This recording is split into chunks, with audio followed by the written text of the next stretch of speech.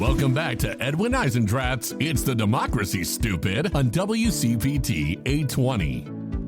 All right, everybody, David Neer is back. He is the publisher of Downballot, which is, of course, indispensable for people like me who care a lot about politics all the way down. It's data-driven, it's thoughtful, and he covers, I don't know, everything from city council to, U.S. Senate. So pretty fabulous.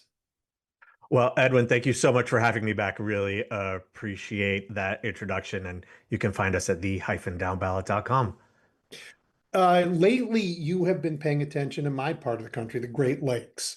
Oh, And yes. so let's just spend a minute up here. I loved your piece on the meddling in Minnesota, the chaos that causes, and the meddling is a better word to use for what's going on in Wisconsin. Could you talk about each of those?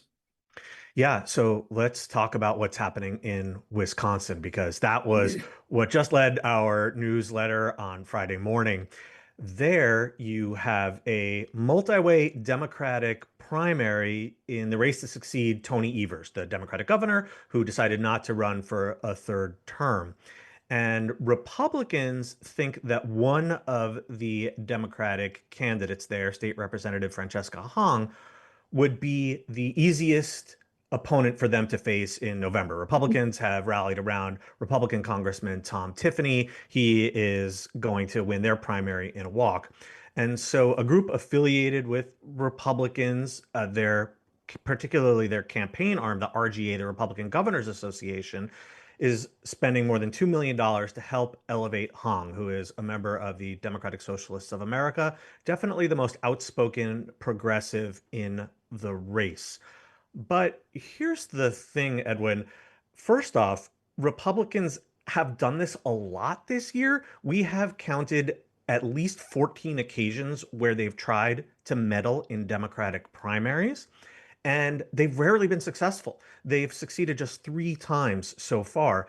And then on top of that, in at least 2 of those 3 races where they did succeed, Democrats just responded with a shrug and a yawn, and they said, okay, no problem. The candidate who did win the primary, we're going to get right behind them. And we definitely think that they can win. There's maybe one race that's an exception to all of this. So Republicans are spending a lot of money to do something, A, that may not work, and B, that may not even have an impact on the general election. Or may, because, the goal, first off, it's now a 2-way primary. One of the candidates dropped out a few hours ago, actually, from when we're recording this. The Republicans their attack campaign, which is meant as a boost campaign in the primary, right? Has the added benefit of it might boost Republican anger on their side, but also boost Democratic turnout. I mean, being against ICE is not unpopular amongst Democrats. Right. We should talk about what the actual TV ad says. Yeah. And, this is a very common tactic. Democrats do this too. They pretend to attack the candidate that they want to elevate. And they say, so-and-so is too liberal, or if Democrats are doing it, so-and-so is too conservative. Right. In this case, it's, liberal Francesca Hong wants to abolish ICE. Well, abolishing ICE, not only is that extremely popular among Democrats, it's popular nationwide. Most voters actually agree with the position that we should get rid of ICE at this point. The real issue here, though, is I think that Republicans are being somewhat smart about this because they know that being a vocal ICE opponent is definitely a bonus in a Democratic primary. Hong also has taken some positions on other issues that Republicans would wait to mention until the general election. She's spoken out in favor of defunding the police.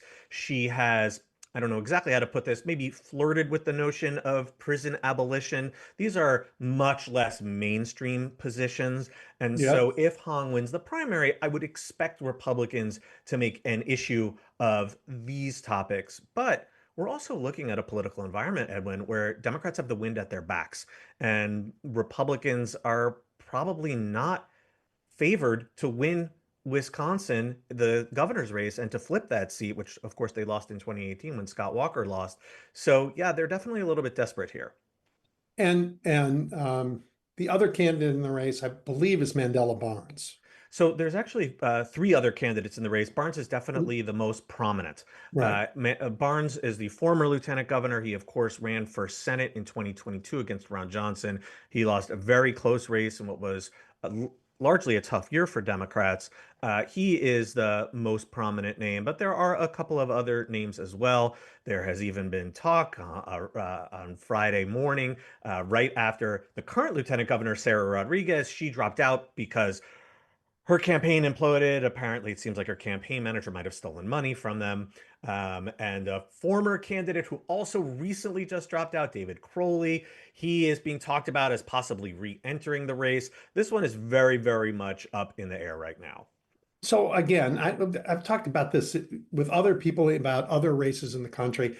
I just love some of the chaos of a working democracy. People who think it's all just run smoothly don't get that this is about human beings getting together to sort of elect who represents them going forward. And that is always a bit messy. And we figure it out.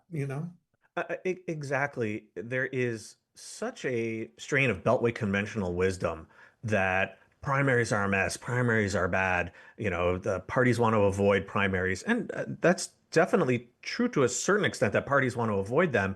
But sometimes, in fact, I think oftentimes having a primary can be a really good thing.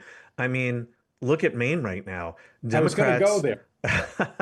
But Democrats are before we get to Democrats are Maine on lucky. Oh, this, sorry. on your topic, but before we get to Maine, because we'll spend more time on that, the lack of a primary certainly did not help Kamala Harris, right? And to zoom out more, when parties are trying to figure when you're in a period of transition, and Mhm. in truth, we are in one. We are moving from an era where America had two legitimate political parties, a left of center and a right of center, where what you do in a working democracy, the skill you need is to go negotiate those differences. So the old guard in DC grew up with the skill set, let's make a deal.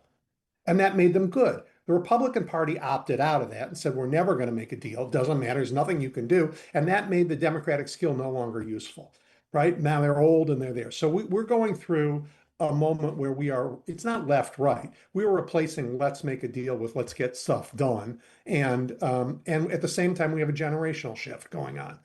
Primaries are where we go and work that stuff out. So it's enormously important functionally if you're going to have political parties that survive over time and change over time.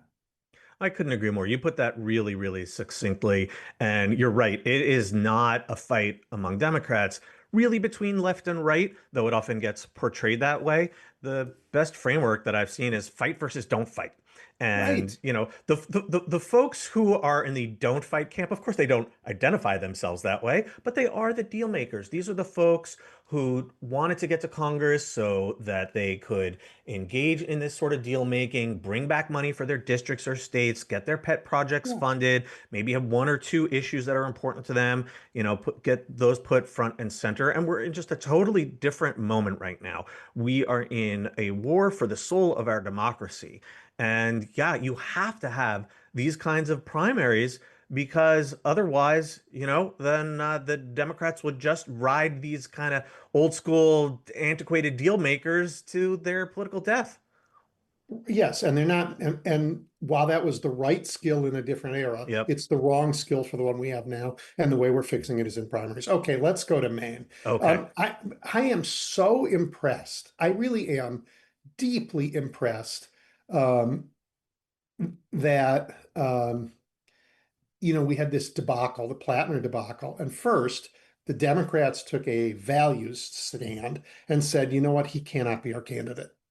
And that's not easy to do, right? But we did. Then they designed a pretty innovative and also pretty old school, uh, uh, so it feels familiar, way to select a new nominee, which apparently people are accepting and participating in, and it's generating excitement on its own. And throughout, David, they didn't lose their focus on Susan Collins. That is a trifecta of things that are hard to do. Especially in such a compressed time frame. It's so funny you say that, Edwin, because I was talking just recently with a friend of mine who is a Mainer, a Hmm. Democrat there, following all this very closely, very involved in politics. And, he's going to participate in one of these local conventions where they will pick delegates to go to the statewide convention that is happening the following weekend Right. to pick a new nominee. And I gotta say, I'm pretty impressed with the main Democratic Party for pulling this off. This is not hard. They are facing such scrutiny and, frankly, some bad faith attacks out there. They have very little time to pull this off. And yeah, this does seem like a very reasonable way to come together and pick a new nominee. And also, I think Maine Democrats are quite lucky that they had a number of strong candidates from the gubernatorial primary who came up Right. just short and still have essentially campaigns that they can pull back together and pivot to take on Susan Collins because they're going to have only 100 days to do that. And it's going to be an exceptionally hard race. But I think they're about as well positioned as they are can hope to be.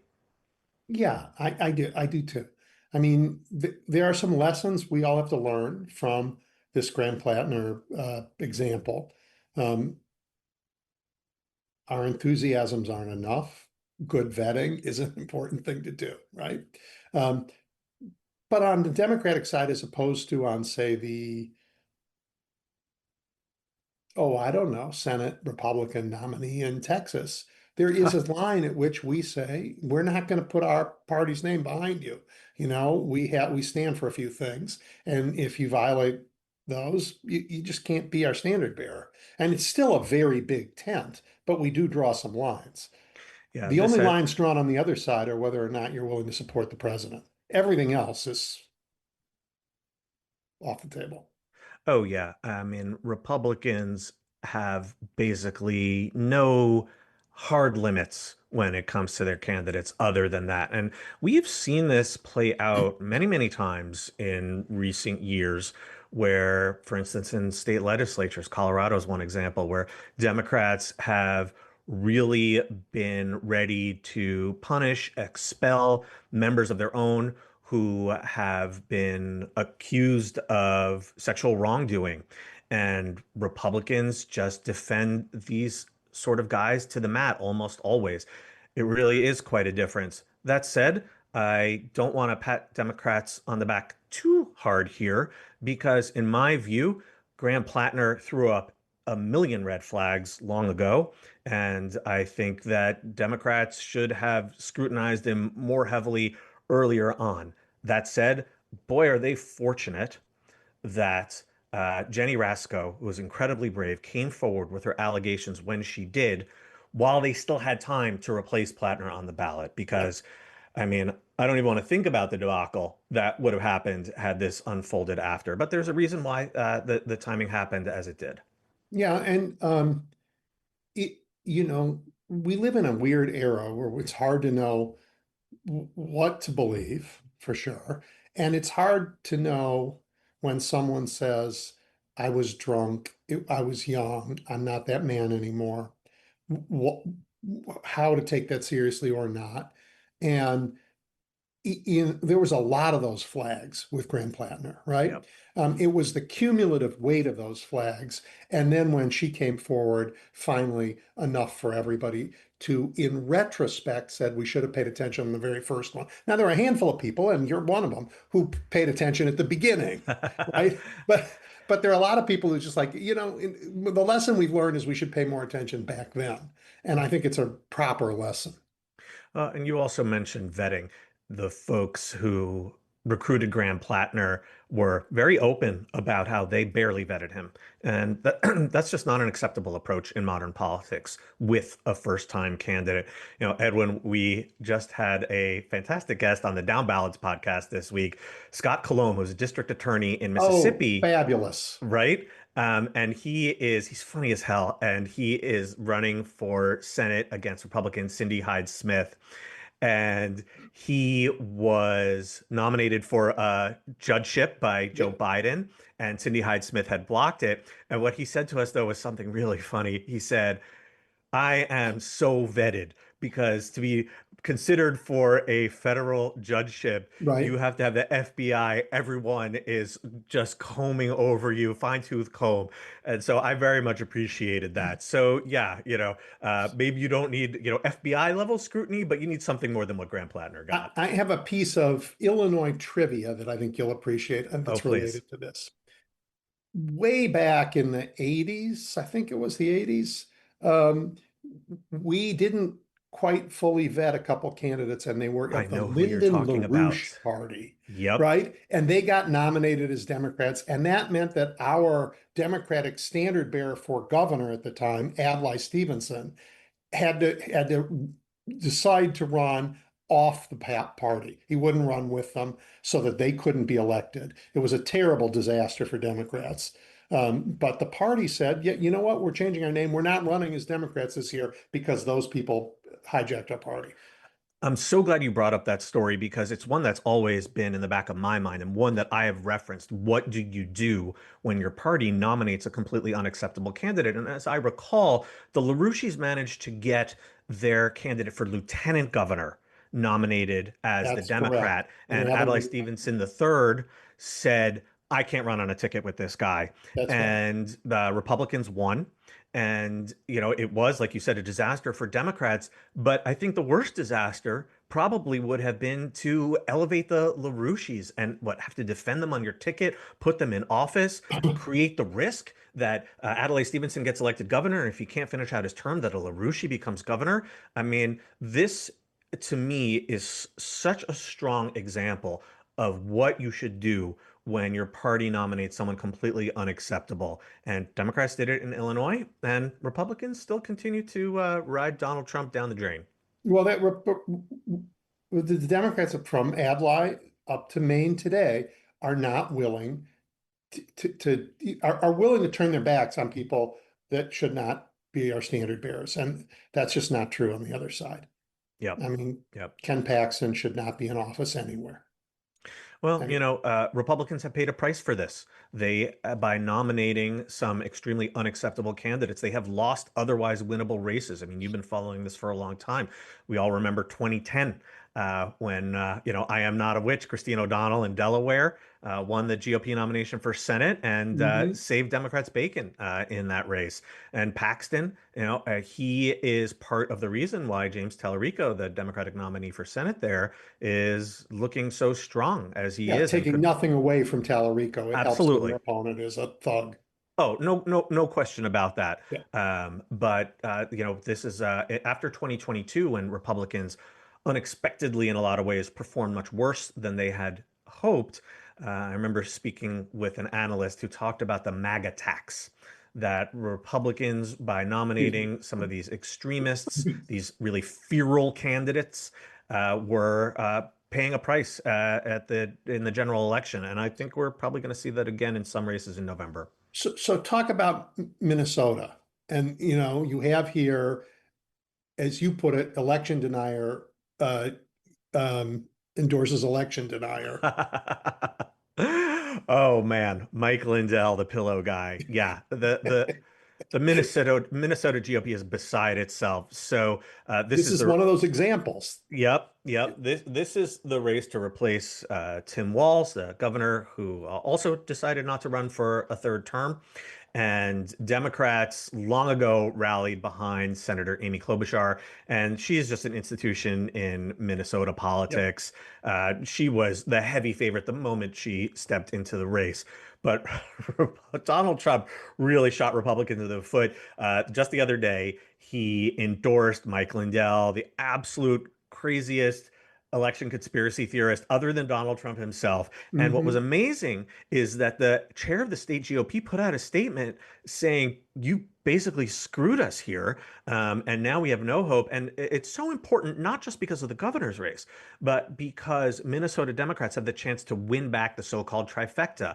They have control of the state Senate, but the state house is tied right now. So with Lindell at the top of the ticket for the GOP, Klobuchar could win by 20 points. Who knows? And we're talking about a swing state here and wind up helping Democrats further down the ballot, including holding on to the state Senate and winning back control of the state House. So, yeah, boy, we're about to see just how much Amy Klobuchar can run up the score. Yeah, I think that's and just I mean, like Mike Lindell doesn't even really live there, or did just move back there too, which seems to be a habit for these guys. Oh yeah, it definitely is pretty egregious. Republicans have nominated quite a few candidates in recent years with the thinnest of ties to the states that they're running. And we have, Tommy Tuberville, who actually is the senator from Alabama, but seems to live in Florida. He's just one of a million examples I can point Yep. to. But Yep. yeah, it can be a real problem. Okay. I have a real problem that's a math problem that you solved. You've done that hard work of calculating the presidential election tally in congressional districts that didn't exist when the presidential election was run. You took the new maps, as have been, I mean, the new gerrymandered maps all over the country, and imputed to each one the last presidential race. That is like I don't know how you did it, and B, it's a very helpful. If I will say thank you very much for highlighting that. You can, if you Google presidential results by congressional district, toss in the down ballot, you'll find our data. It's hard. The states could calculate these numbers, and some do, but most don't. And especially when you get a new map in the middle of an election cycle, you have to jump through a lot of hoops. And the reason why these numbers matter so much is that because American politics has become so polarized and because ticket splitting is almost entirely a vanished art, if the president, if a party's presidential candidate wins the vote in a particular congressional district, odds are that president's party will also win the House race in that same district. They are extremely closely correlated because, like I said, people don't split their tickets anymore. So we want to know, did Donald Trump win this district or did Kamala Harris win this district and by how much, to get a read on how competitive a particular race is. That said, it's very important to understand that these presidential numbers by congressional district are just a starting point. There are so many other factors that go into these races. And even though most do align, the Democrat wins the presidential and the House, they don't always, especially in a year like this when, Mhm. the political environment favors Democrats. We can expect that Democrats will be competitive in quite a few Trump districts. And now with this data, we can understand how Trumpy they are. And even though I really want to emphasize this, even though Republicans won this round in the redistricting wars and they wound up targeting many more seats than Democrats were able to, just because they targeted a seat doesn't mean they're going to flip it. In fact, I expect Republicans to come up well short this year because Democrats are running good candidates and, they have the wind at their backs. Yeah, and it is also true when you take two districts where you've won by 20% and turn them into three where you only win by 15%. If you end up, at 16%, you lose. I mean, right, they're giving away some of their certainty on some districts in order to spread it over more. And that can be dangerous in a wave year.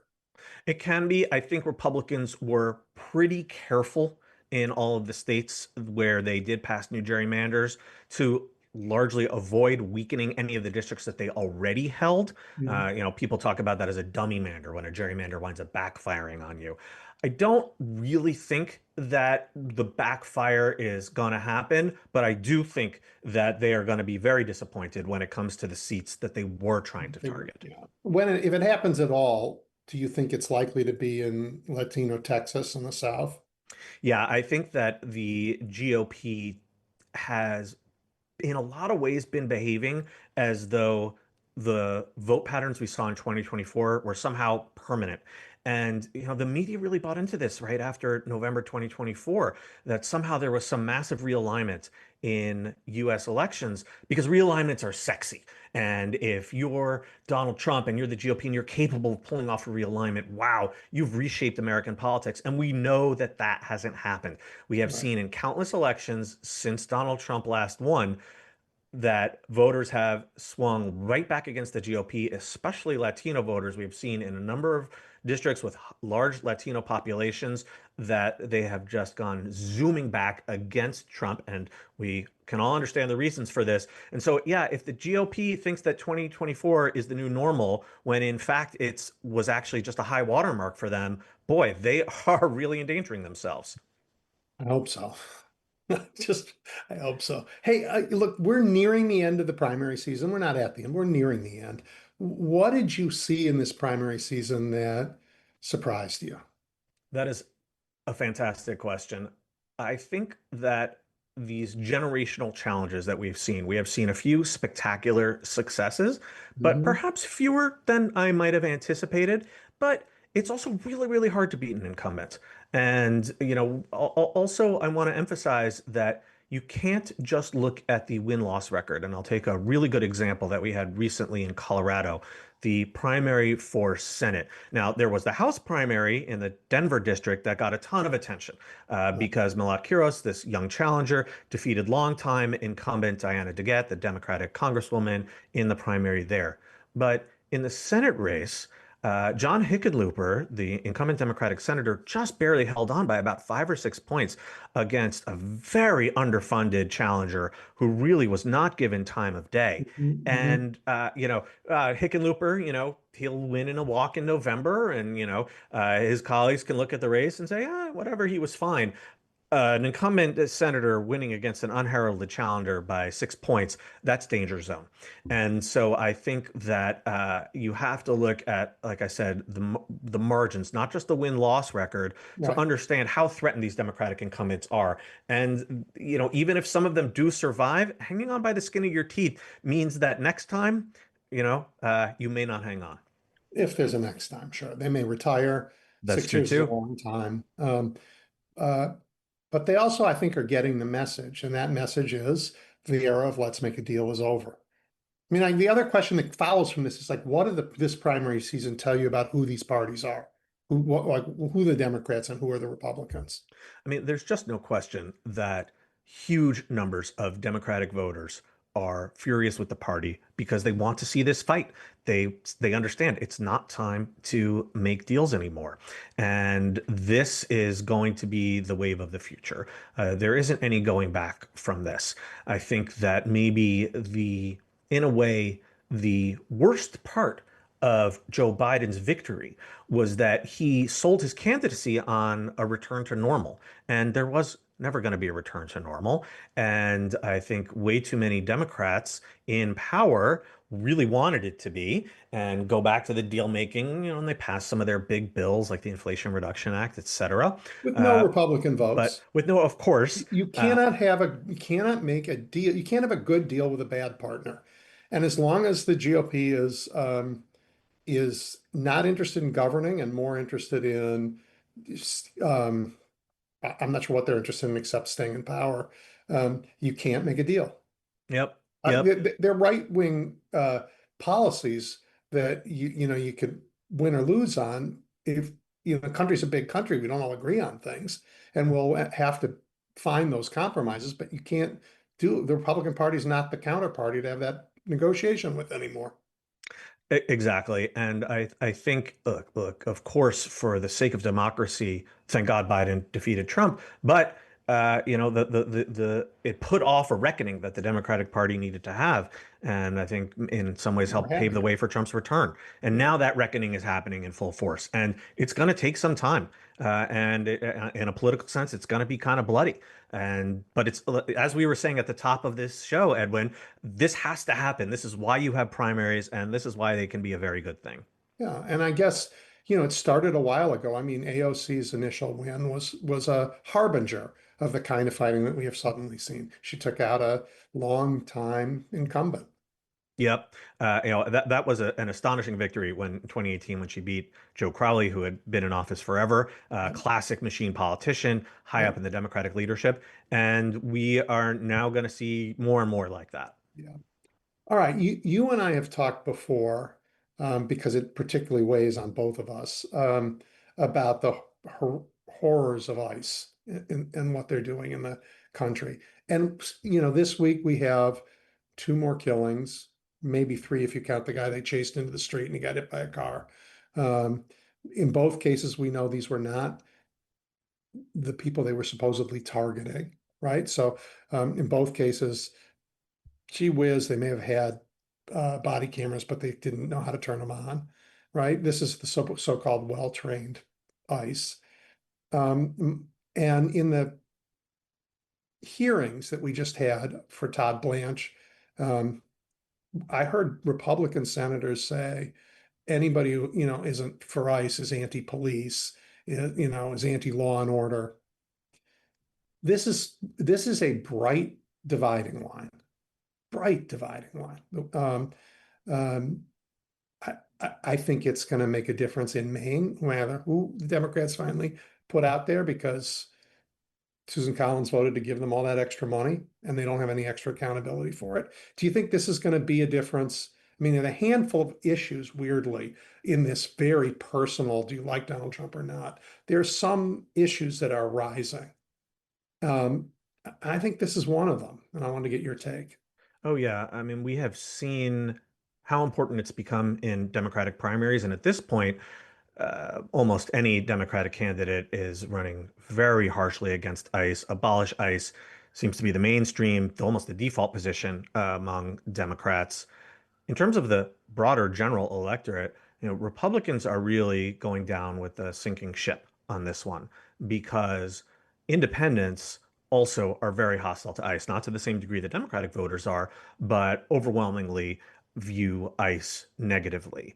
Mhm. And I don't know if, let's say Troy Jackson or Shenna Bellows, one of these Democrats in Maine, possible substitute candidates, are they going to run ads attacking Susan Collins over ICE? They might, especially after recent events. It's hard to say, but I think that no matter what, many Democratic voters will be particularly motivated to vote out Yeah, Republicans because of these atrocities. yeah. Just the last thing I want to tell you about, and I know we're out of time, I shouldn't do it, but the quality of candidates matters enormously because issues show up that no one expects. I don't think a year ago we would have thought the entire country was going to be in arms about data centers. And it showed up, and it showed up fast, right? Very fast and very urgently in our lives.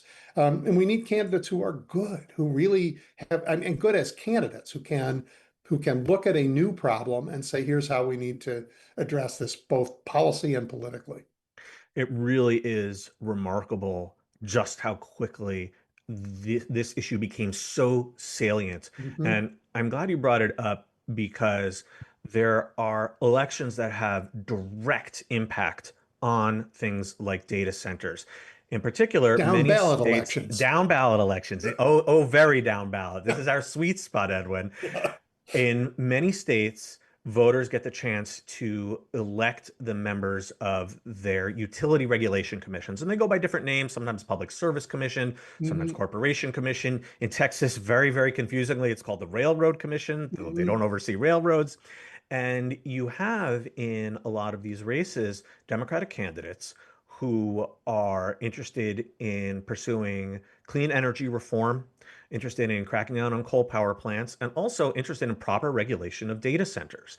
And well, I've spoken to some of these candidates, and they have said that data centers are just a huge issue that they keep hearing about because voters understandably associate them with their skyrocketing electricity bills. Yep. And they also, are unpopular for all kinds of other reasons, environmental reasons, the noise they cause, showing up in, near residential neighborhoods, etc. And so I want to urge your listeners, if you are in a state or a local jurisdiction, because there are local utility regulators as well, if you live in a state or a city where these kinds of elections are on the ballot, utility regulators are on the ballot, please pay close attention because they will have a direct impact on your well-being, on your environment, and on what you pay for your electricity. So we're out of time. So let me just say, for those of you who care about this issue and you don't know whether it's an issue in your area and want to find out, go to the down ballot. Well, thank you very much, Edwin. Yep, we're at the-downballot.com. We also have a podcast that comes out every week. And as always, it's a real pleasure to come on your show. Thank you. Talk to you soon.